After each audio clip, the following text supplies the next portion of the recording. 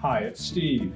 Today we'd like to show you how to change the door bin on your refrigerator, and we'll also give you some tips on how to keep it looking new.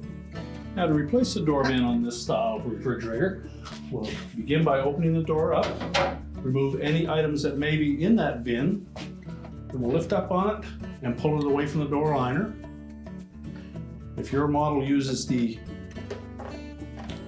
rubber liners on the bottom, simply remove that. It's a good opportunity to clean that before you install it into the new bin. We can discard the broken bin.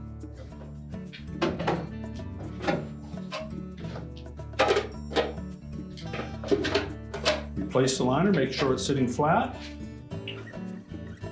Slide the bin into place and make sure it sits down on the two tabs that protrude from the inner door liner. Now, to prolong the life of your door bins, we suggest that you clean them regularly. Don't overload them. Always make sure that there is nothing on the shelf in the way that may bump up against it.